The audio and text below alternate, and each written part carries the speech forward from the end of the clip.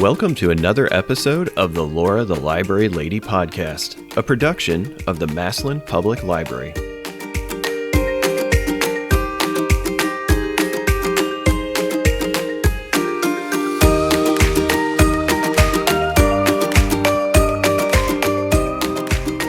Join us as we celebrate our 125th anniversary during our podcast series, The History of the Massillon Public Library. We've come a long way since the McClymonds Public Library first opened in a house on the corner of historic 4th Street and North Avenue Northeast in 1899. Since then, we've moved to our current home, opened branches in Brewster and Navarre, and added bookmobile and outreach services. In this series, we're going to talk to some voices from the past as we explore our locations. Happy anniversary, Massillon Public Library! Hi, it's Laura, the Library Lady, coming to you from high atop the Massillon Public Library here in downtown Massillon, Ohio, with our special guest, Phillip Elum, focusing on library expansion at this, our 125th anniversary of the Massillon Public Library. So welcome, Phillip. Would you like to take a moment and introduce yourself to our guests? Laura, thank you, Laura, for having me.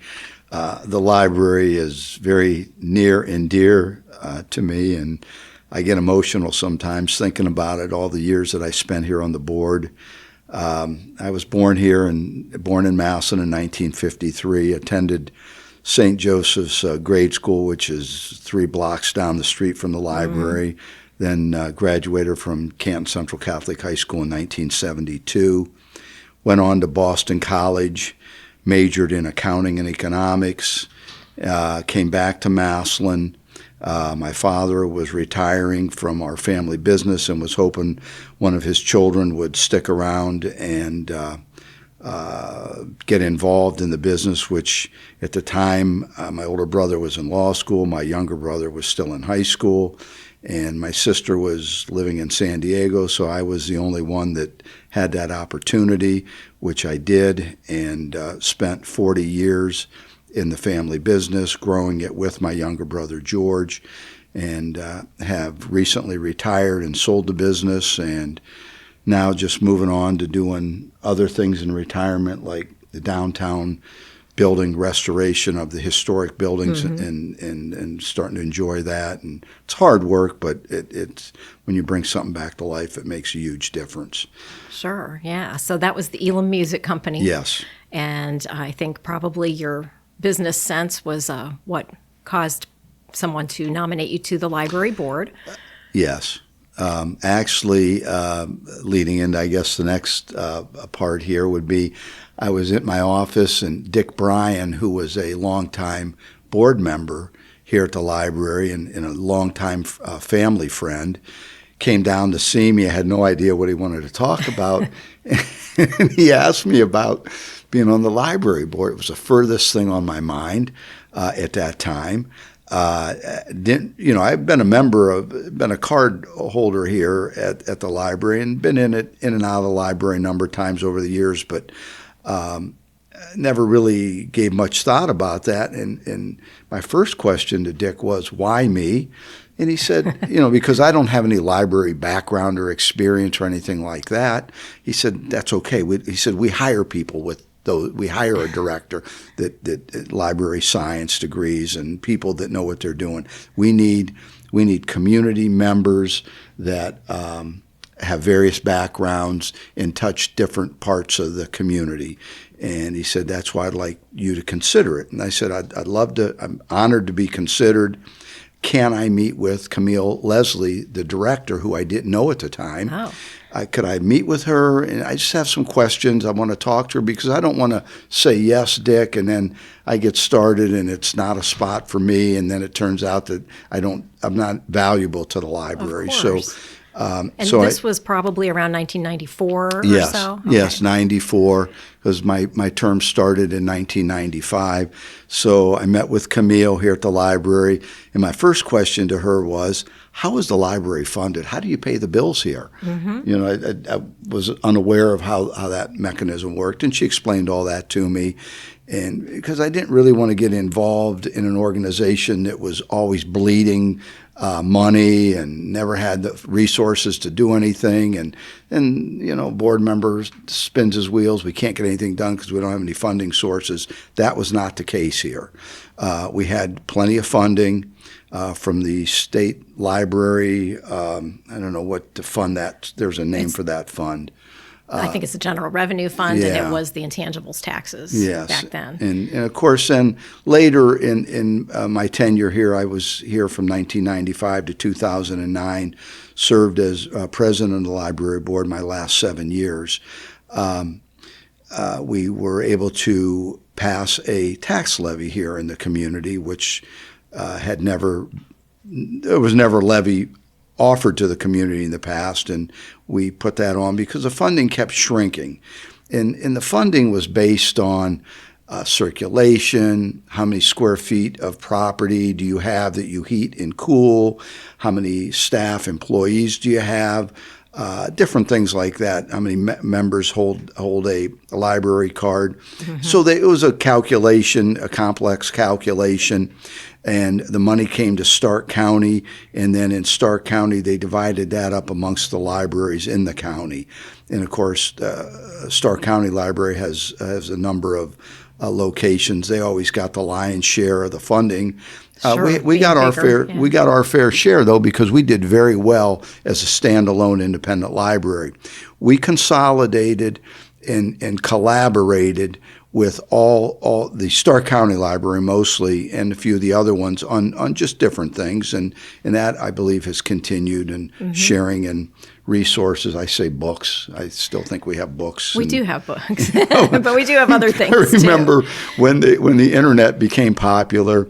It was starting to really take off, and the average person was able to use it and navigate it. And they said, "Oh, dinosaurs are going to become, or libraries are going to become dinosaurs."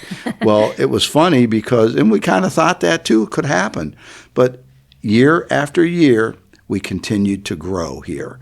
So that cliche did not apply to us. It may have applied to other places, but did not apply to us. The Massillon Public Library is a gem in the community, in our downtown historic district, for our patrons. Just offers, the children's department. And Laura, you know more now today than what we did back then. But I mean, you could elaborate on that. We do so much here. But Camille was the director at the time, Camille Leslie. Sadly enough, she has recently passed away. Probably it's been about 6 years. It's been 6. I was going to say 4 or 5 years ago. Yeah. And she was an outstanding leader, very compassionate with the staff. She was very visible in the community. A very bright lady, well respected by her peers in the other library communities.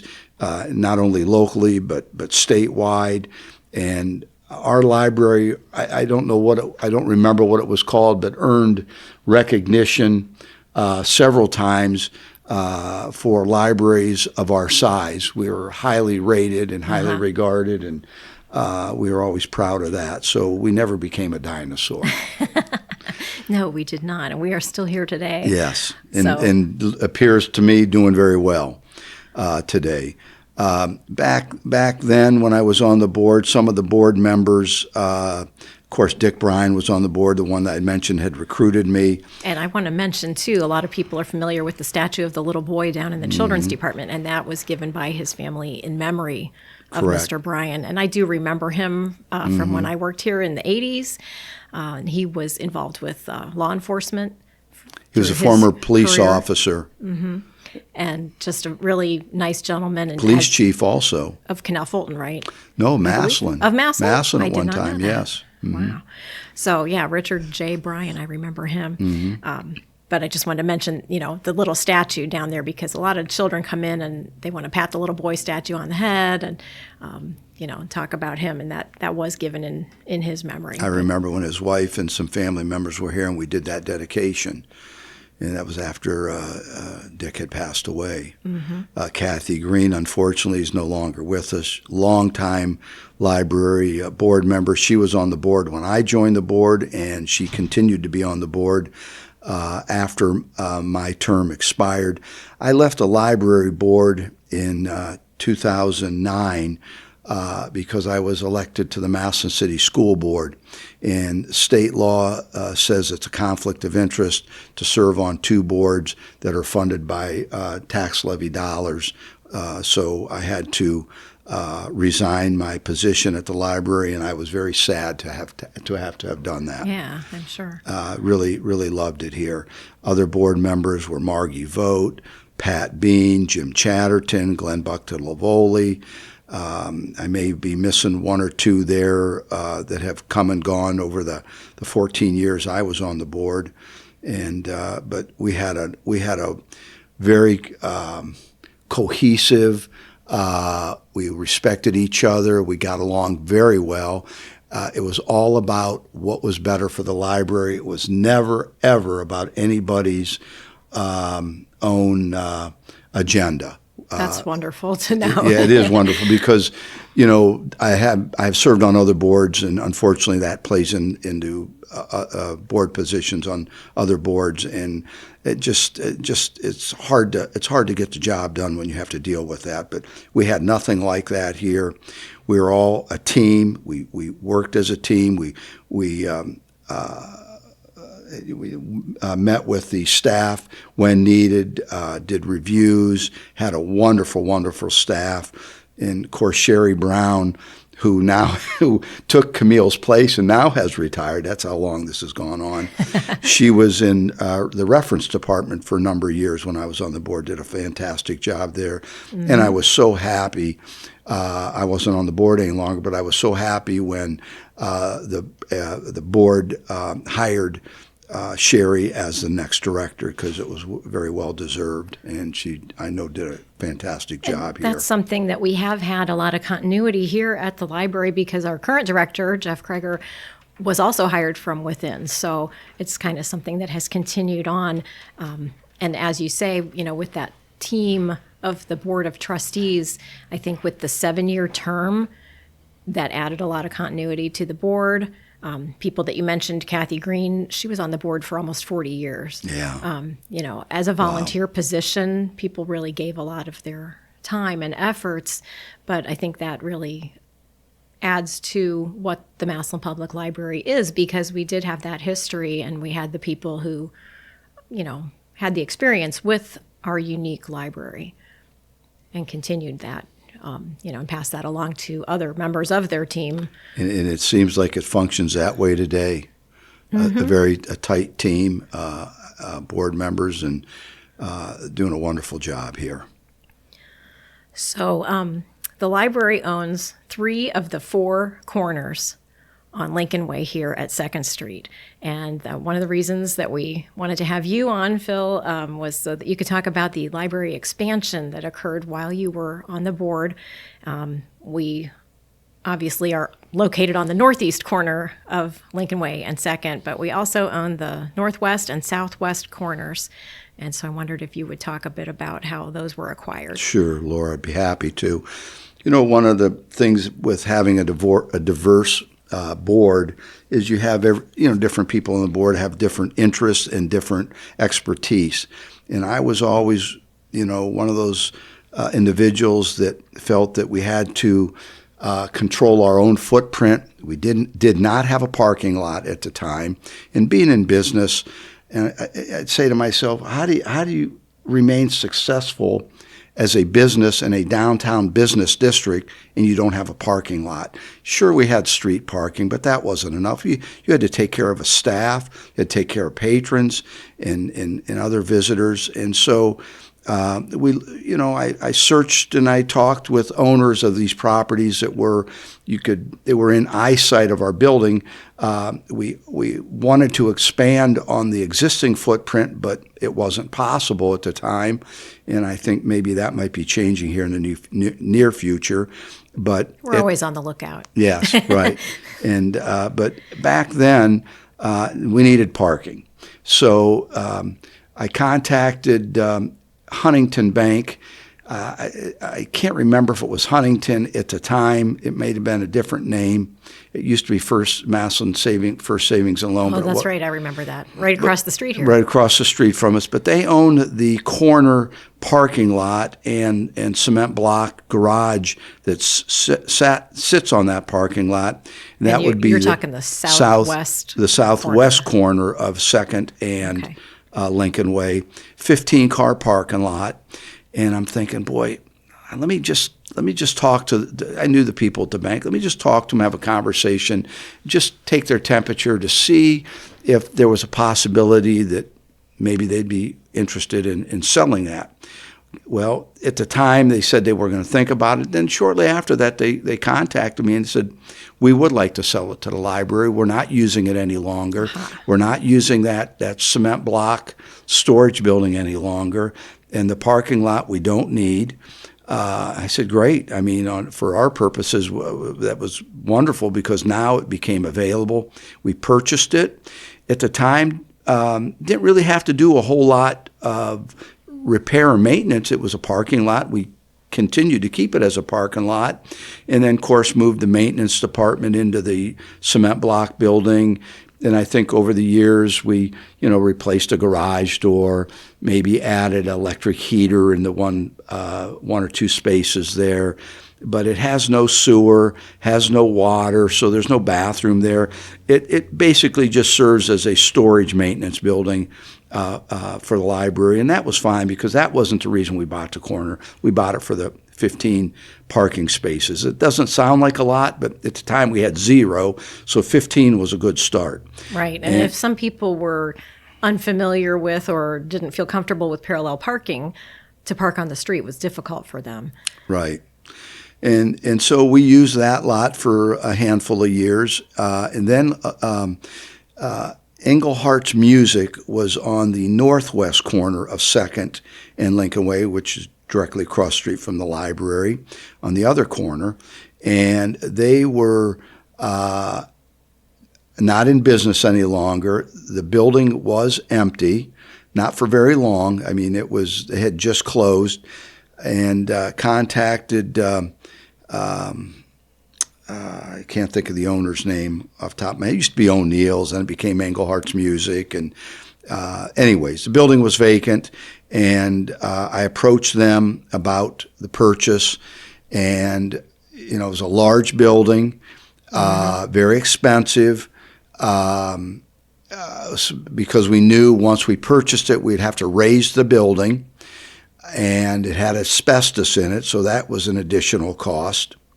Then after we had done all of that, then we had to create a blacktop paved parking lot. We fenced it in, we lit it, striped it, and made it very attractive, convenient lot. And I thought at the time that would be a great lot for patrons, customers to use, and we would use the smaller lot on the other corner for staff parking. And I think that's pretty much how it went for a long time.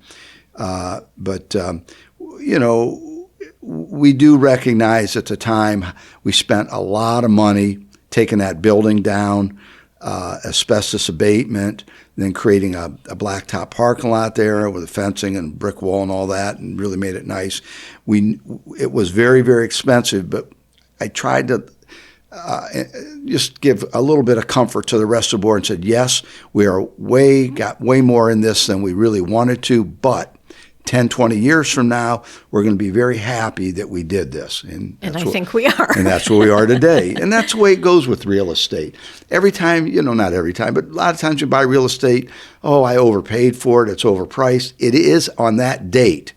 But as things go into the future, that becomes irrelevant, and it's now you say, boy, that was a great, great opportunity. Sure, and if we didn't purchase it at that time, somebody else might have purchased it, and we would have lost our opportunity. Yeah, and I think the community was very strong in their opinions about maintaining the library where it is today. They didn't want it to move. There were some options before I got on the board to relocate the library and then turned the library over to the Massillon Museum, because the Massillon Museum did share a small amount of space. I think we called it the Harrison Room at the time, and that's where the museum was.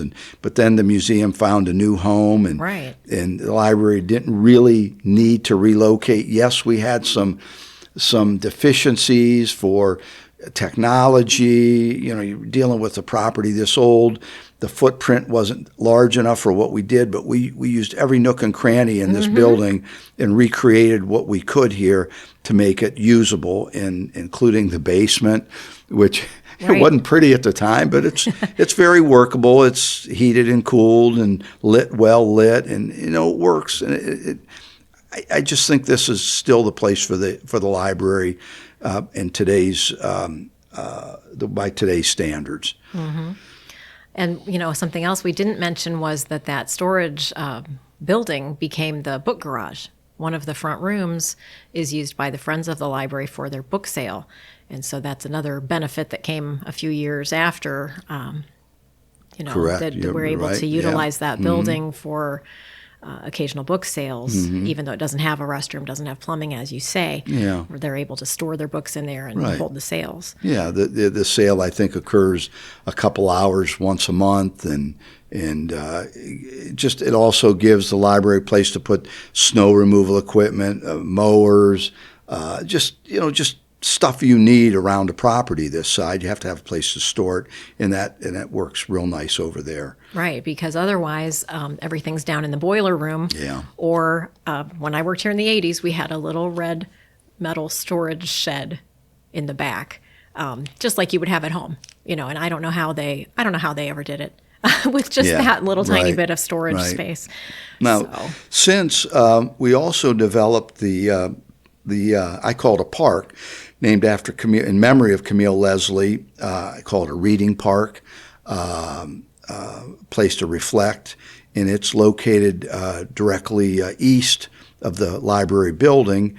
It's our Memorial Garden. Memorial Garden, there you go. Camille Leslie Memorial Garden.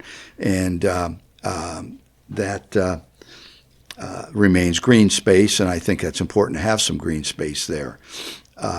One of the things that I wanted to do, it never happened, and I'm not sure it ever will, was the roof of the Harrison room is flat. It's a flat roof, and it has a parapet wall around it, and it has a door from the main library onto that roof, a regular man door. And I always wanted to make that an outdoor area for events. I've heard sculpture gardens, anything. That was one of the ideas. Yeah, just the problem with that, it could have been overcome, but we had other priorities that were more important at the time. But the problem that still exists there is you have a lot of HVAC, ductwork, and plumbing, and those kinds of things on the roof there. Yes, they can be relocated. That's all possible. It's at an expense, and at the time, it just wasn't a priority. I always thought it would be a cool thing to have because you have a beautiful view of Lincoln Way from there, overlooking the Memorial Garden, with the beautiful stained glass windows behind you on the wall of the library and the entrance door into the library. So maybe someday that the board would look at that again. Another thing, I'll talk about a lot of the items, infrastructure that we did accomplish, but another one that we did not, and I'd still like to see it done someday, is opening up the rotunda in the right above the main desk. Above the main desk. Right now it has a drop ceiling, and that was done many, many years ago. Probably in 1960s. I think. Energy efficiency and all that type of stuff. They did that, but we had the architect came in and gave us a price. We evaluated it, and it was always on the back burner. I guess we were hoping that maybe there would be a donor out there that would feel the same way and possibly want a naming rights on something there would come forward, but we never really pursued it. But we do have photographs of when it was built and what it looked like, and it had a big chandelier. Beautiful chandelier. But what we did accomplish there, though, in that area is a new circulation desk That was all hand built and installed. Beautiful circulation desk. I call it the reading room. To the north there with the fireplace. Right. We relit the fireplace, just That's gas right. logs, Yeah. and put new lighting in the room, painted the room, new carpet, and those beautiful, beautiful windows. We put what they call historic invisible storm windows over all of the windows in the entire library. We have a lot of stained glass that we were trying to preserve and protect. And not only did it protect the double-hung windows, the very large, some of the arch-top windows, all are now protected from weather and vandalism, and also gives you better heating and cooling efficiency. Right. And so that was an expensive at the time, but again, it all comes back to preserve. Are we willing to preserve this building? And we wanted to do that. That's what I believe the community wants, this property to be well maintained and stay on Lincoln Way where it is. It's a landmark downtown in our historic district. You're right. Which, by the way, Massillon now has a geographic area. I'm going to jump off the subject real quick. Massillon Main Street. I'm the volunteer director of Massillon Main Street, and one of the items that we did in 2017 and 18 is downtown Massillon. There is a geographic perimeter of many blocks that now is a National Historic District. About 85 properties, buildings in that district are on the National Historic Register.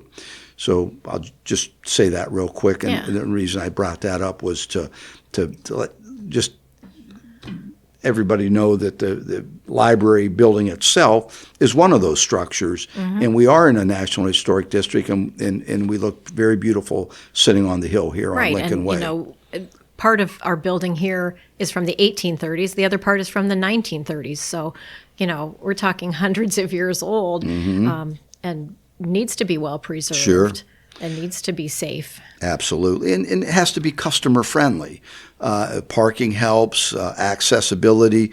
We put the, for lack of a better word, the roof awning over the entryway to the children's department. So we made that very attractive. Put the brick wall there where you could put your name on a brick and have it installed in the wall. And added those electric doors. Added electric for doors. The handicapped accessibility. Absolutely. We're all handicapped accessible now because by entering from ground level through that opening, you can get right to the elevator and take you to the upper floors. Other things that we did, our board did at that time, was we budgeted about $20,000 a year for the slate roof. It's the original roof on the building, and about durable slate out of Columbus, Ohio, would come up, spend about a week here once a year, and they would keep the slate roof intact the best it could be. And we put some components on the edge of the slate where it meets the soffit and the gutters to break the ice up as it slid down so nobody would get killed with a sheet of ice hitting them in the head. But now I know that the roof is beyond repair and beyond its useful life, and I know they are looking at a replacement. Yeah, and that's fine. That they need to do that. We got to maintain this property. You don't want to chase leaks. They say slate lasts a lifetime. It does not last a lifetime.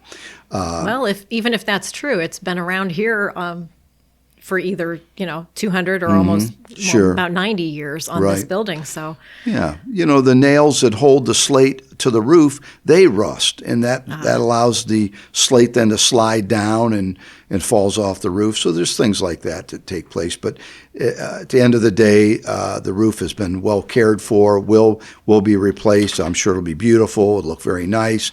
And it seals up the building from water penetration, because that's your biggest problem in any property. That's the most important, Yeah, you got to keep the water out.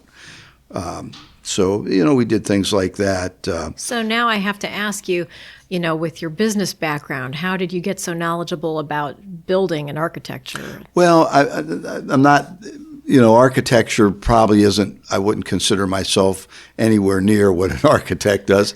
But what I did was all basic stuff that anybody that's been around construction, which I was, when we moved our business in 1982 to the Town Plaza was the entire shopping center was vacant, dilapidated, broken windows, birds flying in and out of the broken windows. Oh, it was goodness. a mess. So that I laid out a part of that. We purchased a part of that Town Plaza shopping center, actually 1/3 of it, for our business. And then I went in and I sketched out what I wanted, just like anybody would do if they were building a new home. They'd sketch it out the way they'd want to live in their house. Well, I did that with our business because we came off of an old, very old, 100-plus-year-old warehouse building on Tremont Street, right at the foot of the Tremont Viaduct. And I knew what our shortcomings were in that building. So designing something new and better and, keeping in mind growth of the business, I laid that out. And that kind of gave me a lot of help and knowledge about moving forward into just basic renovations. That's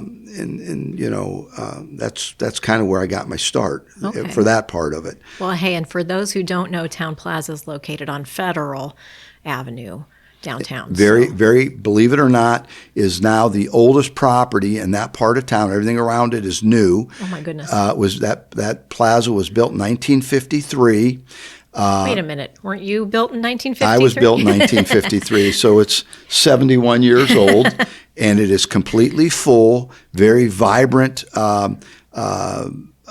retail area in downtown Massillon, and it's well cared for and well maintained, and looks very nice, understanding the age of it. So anyways, that's got me my start, and just anything I got involved in, I wanted to be sure that we restored and maintained the properties that we owned. Mm-hmm. Because if you don't, they become very, very costly after you have to do major repairs, as opposed to, if you repair it as you go along, it's less expensive and is more efficient to operate. And that's what we always did here in my business. That's what I did here at our board did here at the Massillon Public Library. We always put money back into the property. We opened up the meeting room on the ground floor. There was a little stage there. We recreated that. Of course, relit it, carpet, painted, just made it very, very cozy there for a group, for the public to use and for the library to use for whatever they needed it for. But that exists today. I've been in that room many times for public events, and I sit in that room and I just reminisce about what it was like before we did all the renovations there. And you didn't mention it used to be sunken. It went down about 4 Yes. steps, and it was filled in Yes. to make it handicapped accessible. Yes, that is. I forgot about that, Yeah, Laura. You're see? right. Yes. I heard stories Yes. about librarians in puppet shows falling off the stage, possibly. So The stage is elevated, though. It's one step. One step, yes. And so I think we call that the auditorium, don't we? Is that yes, it's our octagonal auditorium. And you know what? The library has so much programming nowadays that it's reserved just for library programs and voting. When it's voting time, it's a polling Great. place. It's great asset to have here in this building. Never would have thought we could have done something like that. And then back at the time when I was on the board, everybody wanted a computer lab, and we didn't have what I considered a computer lab. We might have had 1 or 2 terminals somewhere on the property. We had a few in the reference department. Yes. And, you had a lot of people that didn't have internet at their homes, didn't have computers. Right. We're going back to the middle and late 90s. And so at that time, we took the mezzanine and had it restructured into a computer. We called it the computer lab, and there were, I believe, 24 terminals in there, and it functioned very well for an extended period of time until the need for 24 terminals wasn't necessary anymore. And I'm sure then the library, after my term on the board, shrunk that down and using that space for other things that are more important. Still have the computer lab there, just don't have 24 terminals any Right, longer. and the terminals have actually moved downstairs to the reading room, and the teen lounge is up here on the mezzanine or the balcony. Good. So repurpose that space yet again as people's needs change. Awesome. The library tries to keep up with that. Yeah. And another thing that we were able to accomplish as a board is we purchased our first bookmobile. And that was with the financial help of the David Foundation. And I remember when that bookmobile was designed and built, Canton Bus, I believe, was what they were called in Canton, and that's what they do, school buses and bookmobiles and things like that. And so that at the time was a state-of-the-art bookmobile.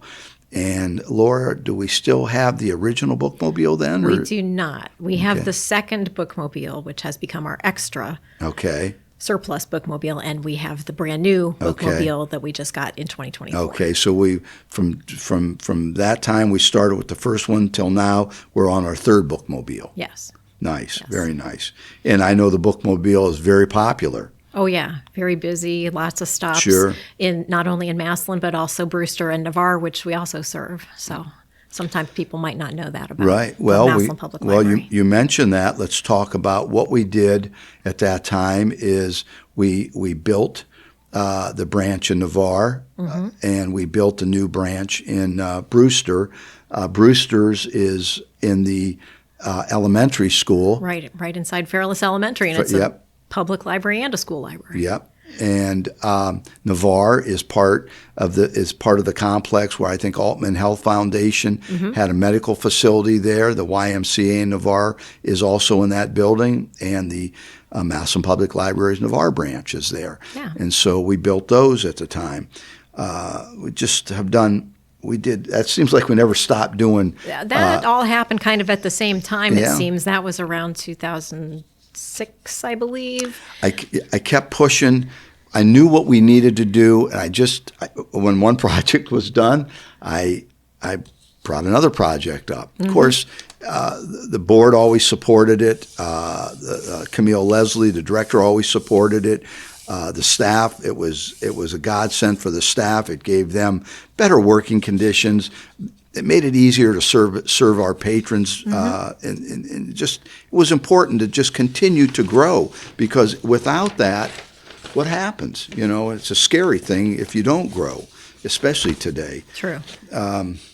So those are the kinds of infrastructures and that we had done, and when during my term on the board, I know.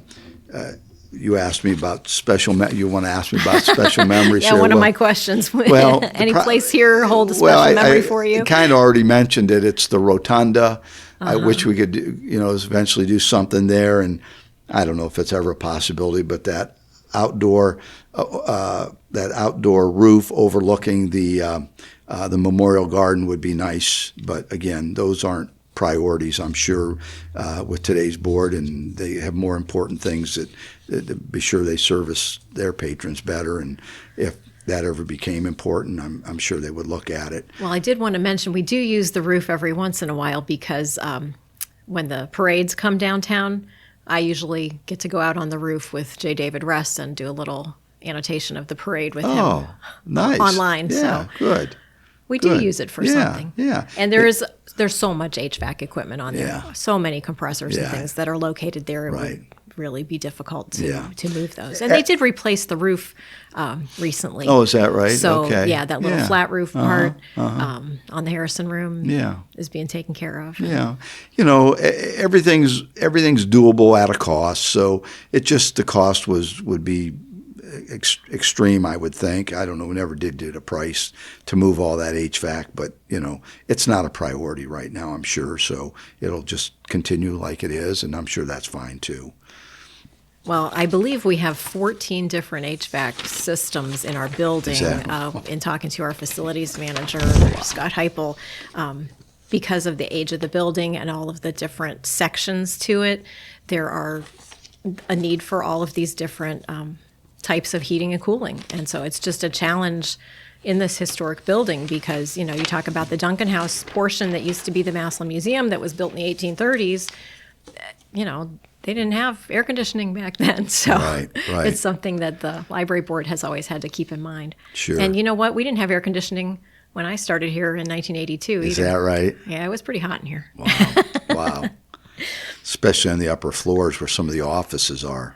Yeah, and that was something that I believe Camille had pushed for Yeah. because she came in 1982 also. Okay. And shortly thereafter, air Yeah. conditioning was added to the building and the elevator was added. Yeah. So, progress. Very, very nice. So you mentioned you are involved with Main Street, which is part of the Massillon Chamber of Commerce. Is that right? Well, it's not really part of the Massillon Chamber of Commerce, although that's where our books are kept, and we pay the Massillon Chamber of Commerce a monthly rental fee, which is very reasonable to just house our paperwork. And Amelia and Debbie, who are the staff and director there at the chamber, they oversee the paperwork of Massillon Main Street. I'm kind of the boots on the ground person that goes around and looks at what needs to be done in the historic district for aesthetics to buildings. I call it curb appeal. Uh-huh. And the city, what the city does, Massillon Main Street is a 501c3, been around since the early 1990s, has had many directors over the years, and way back then it was a paid position. Today it's a volunteer position. The city gets an annual grant from the CDBG federal, it's called the CDBG federal Community grant. Development Block Grant, I believe. Yeah, the Block Grant Fund. And out of that, I don't know what their number is, what they get every year, but it's several $100,000. Out of that, they carve out a few dollars for Massillon Main Street because that is our only funding source. And our only expense is rent, which is very reasonable. All the other money that they give us that we get from the grant, which this next funding cycle, we got $15,000. And, $15,000 doesn't go very far when you're looking at painting building facades, awning replacements, windows or door replacements, just a basic curb appeal cleanup. We don't get involved in funding anything inside buildings. We can't do roofs or anything like that. We can only do what I call curb appeal. That's all $15,000 allows you to do. Sure. And so we've done, there have been many of these storefronts that have benefited from Massillon Main Street.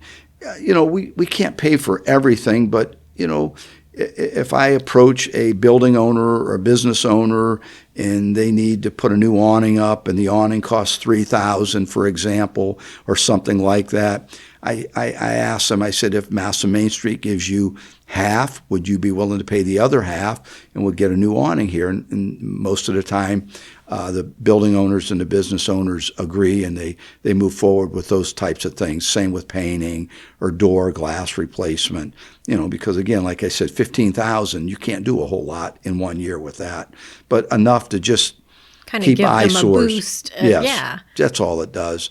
And, someday if we got more, we could do more because there's plenty to do down here in the historic district.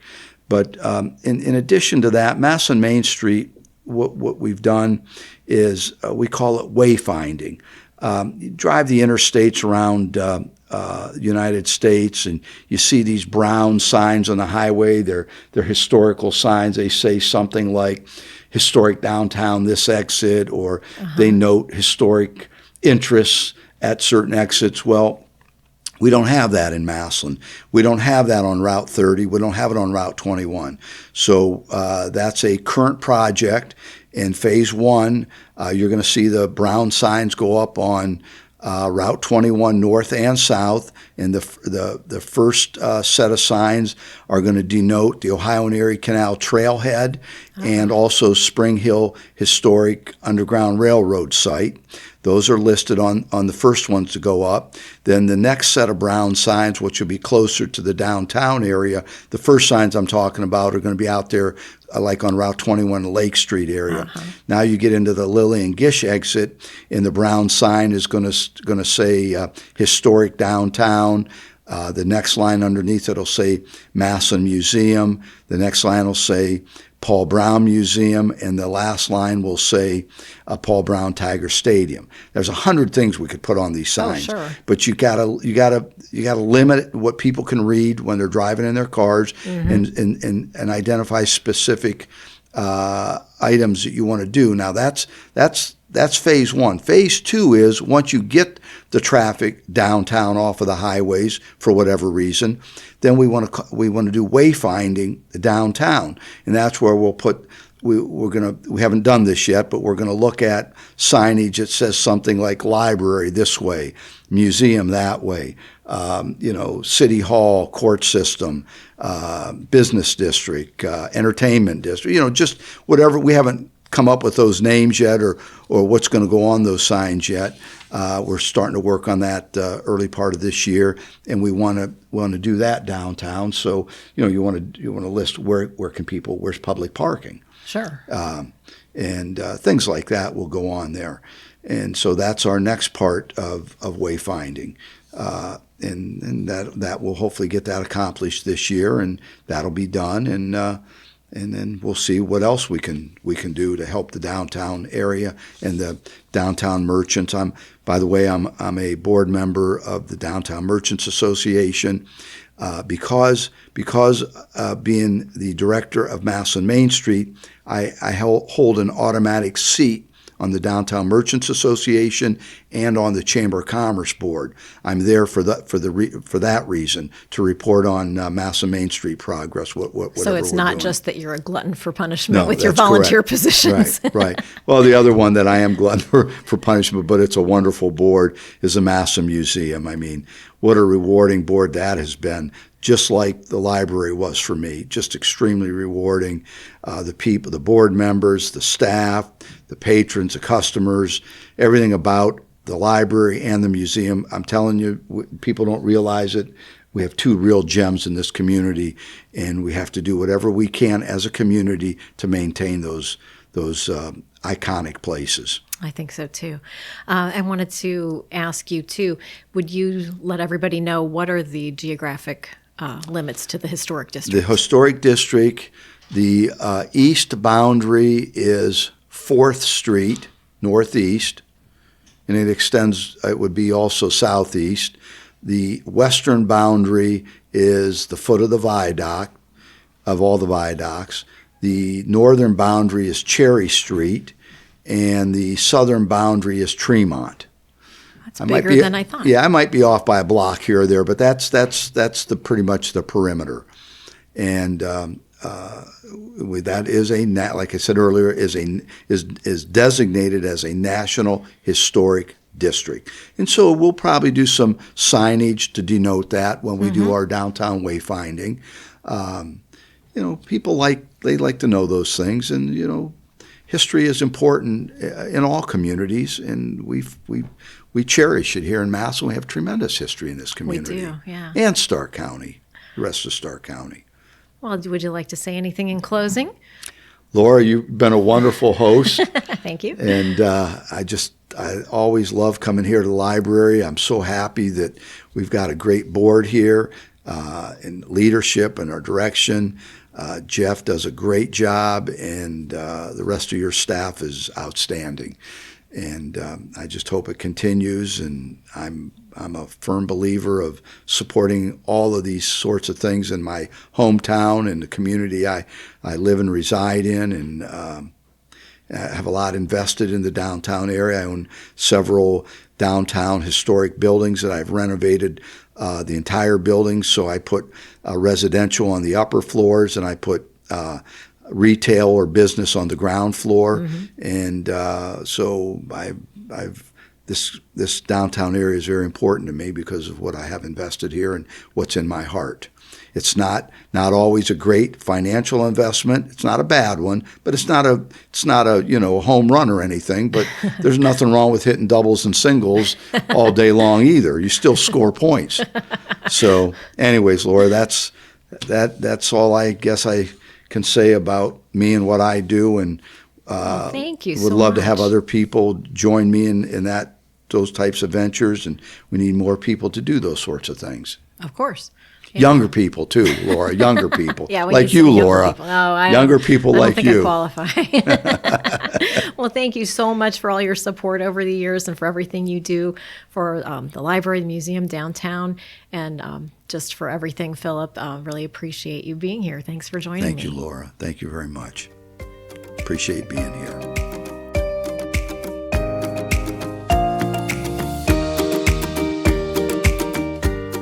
Thanks for listening to the Laura the Library Lady podcast. Be sure to check out the rest of the episodes on the Massillon Public Library's YouTube channel.